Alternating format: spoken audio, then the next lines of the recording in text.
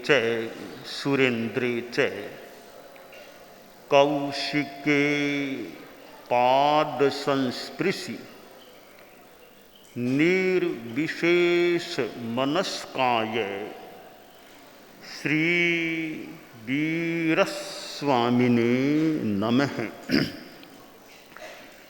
उत्तरध्ययनानि आगम में कहा गया है, नानेन जानई भावे दंसनेन उषद्दहे चरितेन निगिन्धाई तवेन परिशुद्धई।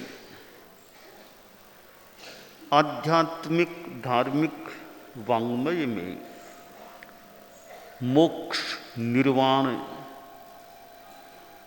मुक्ति की बात आती है और जीवन का परम लक्ष्य, अनुत्तर लक्ष्य, अंतिम लक्ष्य मोक्ष होना चाहिए। मोक्ष मार्ग 4 अंगों वाला बताया गया है, ज्ञान दर्शन चारित्र तप। ज्ञान से जीव भावों को पदार्थों को जानता है, दर्शन से श्रद्धा करता है, चारित्र से कर्मागमन मार्ग को निगृहीत निरुद्ध करता है और तप से आत्मा का परिशोधन करता है। ज्ञान अपने आप में एक एकलुषित तत्व है और ज्ञान अपने आप में कर्म विलय, ज्ञानावरणीय कर्म के विलय से उद्भूत होता है। तो ज्ञान अपने आप में एक लब्धि है, शुद्ध है। ज्ञान प्राप्त करने का अभ्यास करना, करें सम्यक ज्ञान की आराधना।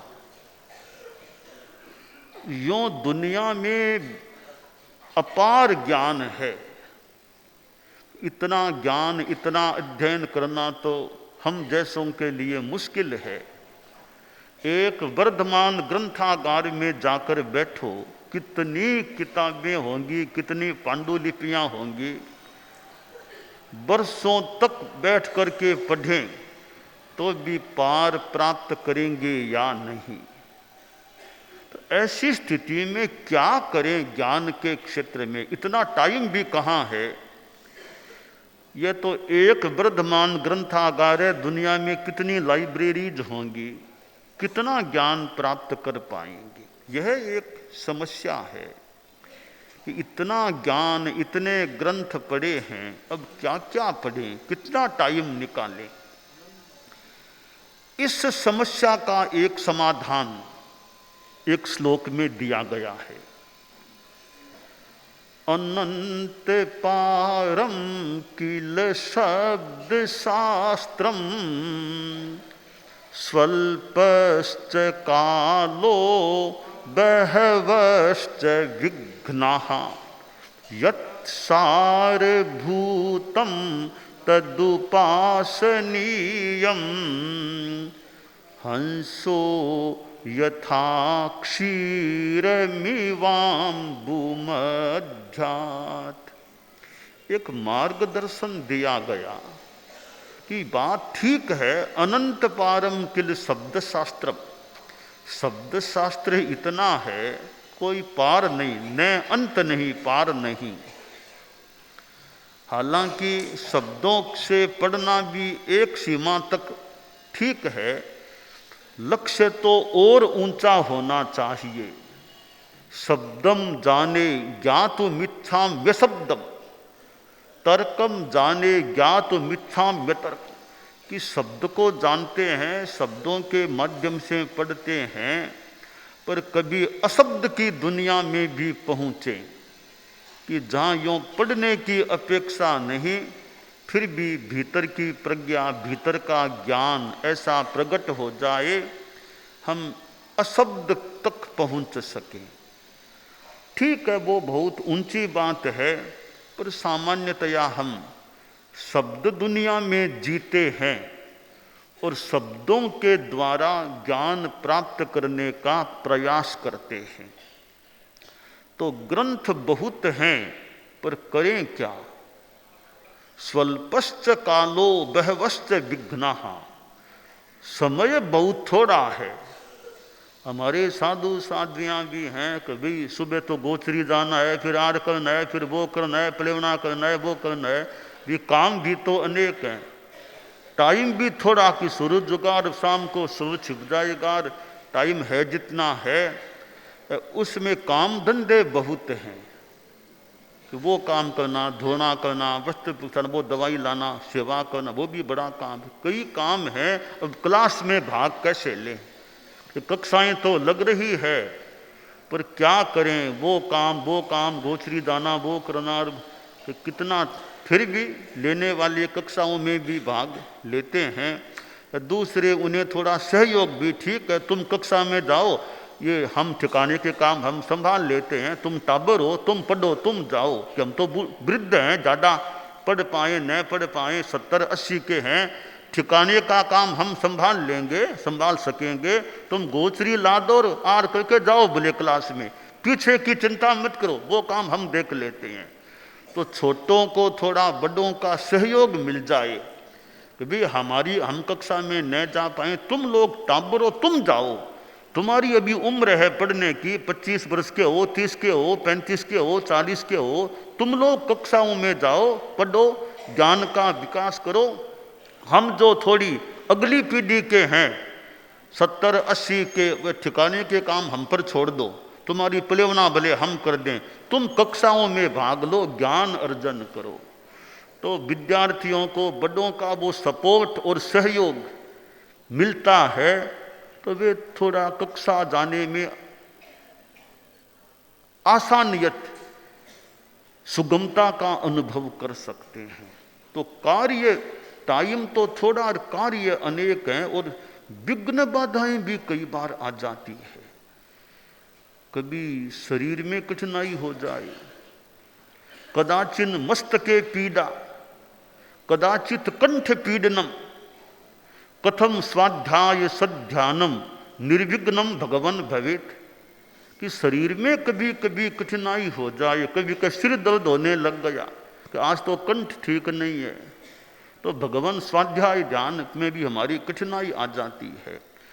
तो छोटी छोटी कठिनाइयों का ठीक है ट्रीटमेंट, उपाय, ध्यान दे लें, तो फिर भी थोड़ा अपना करने का, थोड़ी बहुत चलती है, ठीक है थोड़ा ध्यान रखें, बाकी गाड़ी चलती रहे। ये थोड़ी उम्र आ गई है, 75 है, 80 है, थोड़ी बहुत कठिनाइयाँ शरीर में मान लो हैं, थोड़ा दवाई पानी का ध्यान रखें और थोड़ा अपना जाप्ता रखें, पथ्य परहेज का ध्यान रखें, अपना काम चलाते रहें, काम जो ड्यूटी वो निभाते रहें, थोड़ा अपना दवाई पानी पथ्य परहेज का ध्यान रखें, तो काम ज़्यादा रुके नहीं। तो विघ्न बाधाएं भी आ सकती हैं। ऐसी स्थिति में ज्ञानार्जन के लिए कैसे समय निकालें, कैसे पुरुषार्थ करें? ग्रंथ तो बहुत ज़्यादा हैं, समय सीमित है, फिर विघ्न बाधाएं भी आ जाती हैं। तो मार्गदर्शन दिया गया वो यह है, यत् सारभूतम तदुपासनीयम, तो सारभूत है, खास खास तुम्हारे लिए उपयोगी है, उसकी उपासना करो, उसको पढ़ो, उसको ग्रहण करने का प्रयास करो। जैसे कि हंस पानी में से दूध को निकाल लेता है, ग्रहण कर लेता है। संयम भव स्वामी ने ऐसा ही तो मानो किया कि मनक छोटा या साधु बहुत ज़्यादा इतना ज्ञान नहीं कर पाएगा, थोड़े में सारभूत दे दूं और 10वें आलियम आगम का निर्यूहण हो गया। 10वें आलियम आज करें सम्यक ज्ञान की आराधना, तो 10वें आलियम जैसा आगम अगर याद रहे, कंठस्थ रहे। कभी कभी मैं पूछता हूँ कि थोड़ा कच्चा, थोड़ा ऐसे, तो ठीक है, थोड़ा प्रयास करें पक्का रह सके। तो एक 10वें आलियम भी, उसका भी चितारना थोड़ा सप्ताह में 1 बार 2 बार होता रहे। करने वाले तो रोज भी कोई कर सकते हैं, करते होंगे। कभी कभी भी सप्ताह में कर लें 1 बार 2 बार, तो एक 10वें आलियम अच्छा समझा हुआ अर्थ का ज्ञान है, तो उससे भी आराधना हो सकती है। तो करें सम्यक ज्ञान की आराधना। आराधना के लिए पुस्तकें काम आती है। आगम हमारे प्रकाशित हैं, और भी कितने ग्रंथ हैं, हम पुस्तकों से ज्ञान प्राप्त करते हैं। मैं चिंतन के लिए सामग्री दे रहा हूँ, बहुश्रुत आदि साधु साध्वियाँ और समनियाँ में चिंतन की सामग्री दे रहा हूँ कि पुस्तक एक माध्यम है ज्ञान का। अब जैसे आगम भगवई बियाह पन्नति है, ठाणु 32 आगम आगम है। अब आगम का हम स्वाध्याय करें, पढ़े, किताब को आंगन में ही छोड़ दी, चले गए। आंगन में किताब को छोड़ दी। अब कोई लोग आएंगे, किसी का पांव लग जाए, आगम के ग्रंथ के लग जाए, तो अब यहाँ प्रश्न है, उस ग्रंथ का भी हमें ध्यान देना चाहिए। या जिस आगम को पढ़ रहे हैं, ज्ञान ले रहे हैं, उसको यूँ जाना था तो लुंकार उठाया, किताब नीचे छोड़ दी, चले गए। अब कोई बच्चा आएगा, कोई पाँव लगा देगा, कुछ कर देगा, कहीं फट भी जाए, कहीं ध्यान। तो ऐसे ग्रंथ को भी व्यवस्थित रखना। अलमारी में रख दिया, पट्ट के ऊपर रख दिया, कि नीचे क्यों रख, आगम है, अच्छा नीचे नहीं ऊपर रखे। तो यहाँ प्रश्न है कि भाई आगम तो निर्जीव, किताब तो निर्जीव है, उसमें कोई चारित्र थोड़ा ये कि उसको इतना ध्यान दें। चारित्रवान का तो ध्यान दें कि वंदना करें, पर किताब को ऊंचा रखें क्यों? किताब में कौन सा चारित्र गुण है, तो उसको इतना सम्मान दें। तो यहाँ क्या करना चाहिए? किताब तो निर्जीव है, उसमें तो चारित्र है नहीं, उसका सम्मान क्यों? यहाँ मैं एक चिंतन के लिए सामग्री दे रहा हूँ। वो चिंतन करने के लिए 2 शब्द हैं, वंदनीय, दूसरा अनाशासनीय। एक तो वंदनीय, दूसरा अनाशासनीय, हाईफन थोड़ा सा सम्माननीय। पहला तो हो गया वंदनीय, यानी पूजनीय कह दे, पूजनीय, नमस्करणीय, पूजनीय, वंदनीय। और एक चीज होगी अनाशासनीय हाईफन सम्माननीय। इन दोनों में अंतर है। अंतर कैसे, वो मैं थोड़ा बताना चाहता हूं। चारित्रवान साधु है, उसको हम नमस्कार करें, तिखुतों से करें, वंदना करें, वो तो एक वंदनीयता, पूजनीय, उसकी पूजा करें, वंदन करें, क्योंकि चारित्रवान है, तो उसकी पूजा करें, वंदन करें, वो पूजनीय है, ठीक है। वो अनाशासनीय तो है ही, सम्माननीय है ही, वो पूजनीय भी है। चारित्रवान साधु वर्तमान में भाव निक्षेप में साधु है, तो वो पूजनीय है, वंदनीय है। अब जो आगम की किताब है, वो वैसे पूजनीय तो हम नहीं माने सिद्धांततः हमारी परंपरा में, पर वो अनाशासनीय तो हो ही सकता है। कैसे, इसका मैं उदाहरण देना चाहता हूं। संघट्ट इत्ता काएणम तहा उवहिणामवि खमेह अवराहम में वैद न पुनोत्तीय, कि आचार्य विराजमान है। आचार्य की मतलब हमारी परंपरा में मैंने जितना देखा, जैसे गुरुदेव तुलसी थे, उनके उपकरण थे, तो ऊपर झोलका ऊपर टांग दो, कोई उपकरणों के ऐसे पट्ट पर विराजे हैं, कोई साधु निकले और पट्ट के पांव लग गया, तो भी थोड़ी आसाधना भी। गुरुदेव विराजे थे, मेरा जाते समय पट्ट के यूं थोड़ा पांव लग गया, खमत खा खमाओ, खमत खाम ना करो, बंद ना करो, पट्ट के पांव लग गया। तो कपड़ों के भी गुरुदेव विराजे हैं, मान लो कपड़े के भी यूँ कपड़ा लग गया गुरुदेव, थोड़ी आसातना, पर वो तो पहना हुआ होगा। एक पट्ट पर विराजे हैं, पट्ट पर नहीं विराजे हैं, पधार गए व्याख्यान के लिए, फिर भी कोई पट्ट के पाँव लगा दे कि गुरुदेव का वो पट्ट है, पाँव नहीं लगना चाहिए, ये अनासातना हो गई। उसमें चारित्र नहीं है पट्ट में, पर चूंकि मेरे गुरु के काम आ रहा आने वाला पट्ट है, तो इसके भी मेरा पाँव न लगे। अब जैसे मान लो आचार्य के पट्ट काम आ रहा है,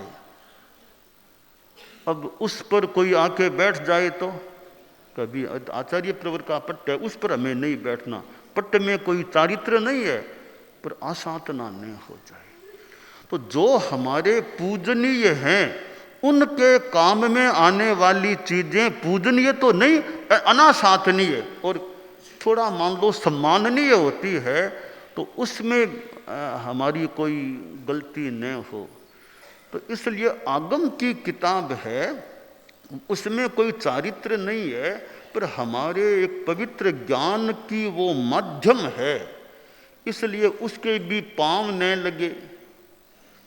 आगम के पाँव तो लगना ही नहीं चाहिए, कि पाँव लग गया, भूल में लग गया, तो कोई कोई में तो इतना देखा इस किताब के हाथ लगा के यूँ कर दे, किताब के भी हाथ, हालांकि वो उनकी भक्ति माने, तो हमने कहा भी ठीक है, यूँ तो नहीं करें, पर नमो उवध्यायाणं बोल दें। पाँव लग गया किताब के, यूँ नीचे पड़ी थी, तो यूँ किताब को यहाँ कोई हाथ नहीं भी न लगाएं, पर नमो उवध्यायाणं, उपाध्यायों को नमन कर ले। भी हमारे आगम उपाध्याय तो आगम के जो अध्येता अध्यापयता, तो आगम किताब के पाँव लग गया, तो नमो उवध्यायाणं बोलकर हम अपने उस त्रुटि का मानो परिष्कार के रूप में कुछ प्रयोग कर दें।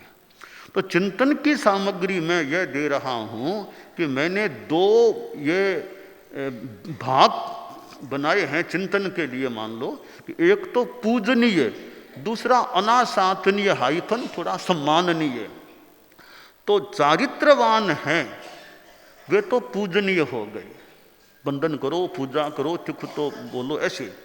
पर जो कुछ वस्तुएं हैं जो एक अनासा, अब उदाहरण के लिए कल्पना करो कि आचार्य भिक्षु की फोटो का कोई स्टिकर, कोई भगवान महावीर का कोई फोटो या स्टिकर यूँ पड़ा, उसके पाँव लग गया, तो भी उसके भी पाँव नहीं। मुझे पता है कि भगवान महावीर वाला वो फोटो है, कि कम से कम हमारे आराध्य भगवान महावीर हैं, तो वो फोटो तो कोई हमारे पूजनीय नहीं है, तो हमारे पूजनीय का फोटो है तो पाँव तो नहीं लगे हमारा, ये अनासातनीय हो गया। तो ये भेद रेखा मैं चिंतन के लिए बता रहा हूँ कि एक पूजनीय, दूसरा अनासातनीय हाइफन सम्माननीय। तो जो निर्जीव चीजें हैं जो हमारे पूजनीयों से जुड़ी हुई हैं, तो उनकी व्यावहारिक आसातना भी न हो जाए। अब इस प्रकार कोई मूर्ति भी है, भी मूर्ति की भी आसातना हमारी ओर से न हो जाए। किसी कोई हमारे फोटो कह दे मूर्ति लगी हुई है कहीं, तो भी उसकी हम पूजा नहीं करें, वो अलग ठीक है, पर हमारी ओर से अवहेलनाक आसातना, जान अनजान चाहे अनचाहे, वो भी हम बचने का व्यवहार में जैसा उचित लगे प्रयास करें कि आसातना न हो। तो मैंने एक सामग्री दे दी चिंतन के लिए कि यह बात ठीक बैठ जाए, तो कभी हम अपने लिखित में भी यह व्यवस्थित भी कि पूजनीय, अनासातनीय, सम्माननीय।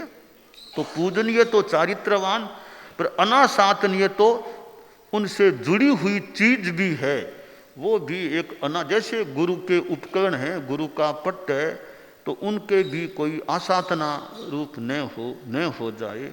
अब बड़े संतों का कंबल पड़ा है, बड़े, या मान लो आचार्यों का भी कंबल कोई नीचे कोई गिर गया पड़ गया, तो उसके साधु पाँव लगा के जाएं, तो सामान्य बड़े संतों का भी कंबल है, वे जा रहे हैं तो कंबल के मेरा पाँव क्यों लगाऊं, मेरे से बड़े संतों का निश्चित कंबल है, तो कंबल में साधु पड़ा नहीं है, फिर भी उसकी आसाधना, क्योंकि बड़े संतों के निश्चित यह कंबल है, तो उसके पर पाँव दे करके मैं नहीं जाऊं।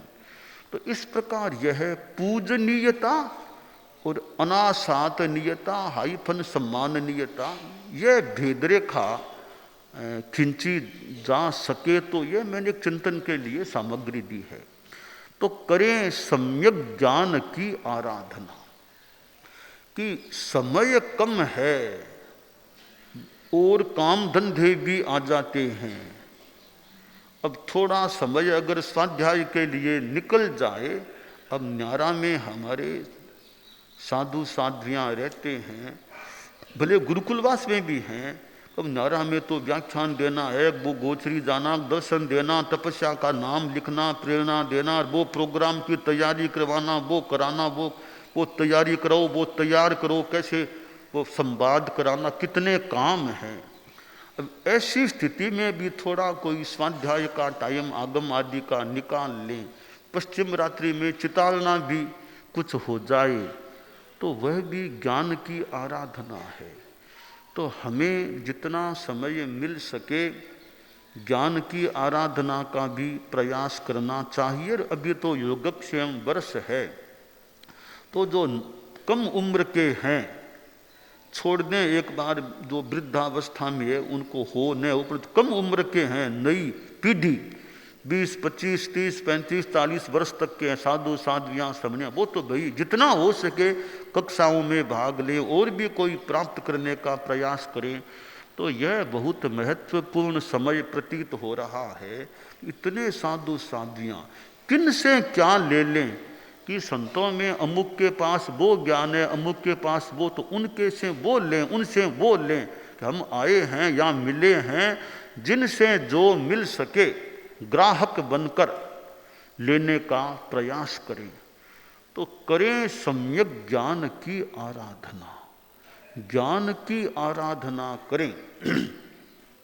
और पढ़ने में हमारी कितनी अनाग्रह बुद्धि, कि इसका हार्द क्या होना चाहिए, इसका प्रतिपाद्य थोड़े जो गहरे हों, कि इस चीज का प्रतिपाद्य क्या है, ये बात क्यों यहाँ दी गई है, इसका कारण क्या, यूं आगे पीछे ध्यान देकर भी इसका मतलब क्या, थोड़ी अनुप्रेक्षा अगर कोई करे तो ज्ञान में गहराई प्राप्त हो सकती है और खुद की प्रज्ञा फिर काम करती है। किताब तो हमें क्या सिखाएगी, यस्य नास्ति स्वयं प्रज्ञा शास्त्रम तस्य करोति किम, लोचनाभ्याम विहीनस्य दर्पण है किं करिष्यति। कि किताब कोई ज्ञान सिद्धि ज्ञान नहीं देती, मूल आदमी की प्रज्ञा है, इधर प्रज्ञा उधर वो किताब। कोई अच्छा पढ़ाने वाला मिल जाए, शिक्षक अच्छा मिल जाए, विद्यार्थी ग्राहक बुद्धि वाला हो 2, और विद्यार्थी की प्रज्ञा प्रतिभा ठीक हो 3, फिर स्टेशनरी किताब बैठने का स्थान यह साधन सामग्री मिल जाए, चारों का बढ़िया योग हो, कि पढ़ाने वाला भी योग्य हो, अच्छा एकदम पढ़ा लिखा अच्छा हो, तो पढ़ाने वाला योग्य हो और पढ़ने वाला भी ग्राहक बुद्धि से श्रम करके पढ़ने वाला हो। और तीसरी बात, वो विद्यार्थी की खुद की इच्छा तो बहुत है पढ़ने की, पर वो प्रज्ञा प्रतिभा नहीं है, स्मृति शक्ति भी नहीं है, तो इच्छा होने पर भी ज़्यादा विकास नहीं भी हो, तो साथ में विद्यार्थी की प्रतिभा प्रज्ञा वो होनी चाहिए। फिर साथ में स्टेशनरी किताब बैठने का स्थान आदि वो सहायक सामग्री मिल जाए, तो ज्ञान के विकास में काफ़ी अनुकूलता हो सकती है और ज्ञान प्राप्त हो भी सकता है। हम वर्तमान में यहाँ देखें कि यहाँ आशा है पढ़ाने वाले भी यहाँ संभवतः अच्छे मिल जाएं। संतों में, साधियों में, समनियों आदि में, मुमुक्षु जो भी गृहस्थों में भी पढ़ने की ललक है, इच्छा है, और जिनमें फिर प्रतिभा अच्छी है, इधर ये किताबें और तो यहाँ आशा है किताबें और भी काफ़ी सुविधा हो जाए, लिखने की भी चीज़ कहीं मिल जाए, तो काफ़ी अनुकूल परिस्थिति लग रही है। इसका साधु साधियों, समणियों, मुमुक्षुओं आदि को अच्छा उपयोग करना चाहिए। महत्वपूर्ण ये एक समय हमें मिला है तो हम अपने ज्ञान का विकास करें, करें सम्यक ज्ञान की आराधना। तो हम ज्ञान की आराधना में अपने आप को नियोजित करने का प्रयास करें, यह काम्य है।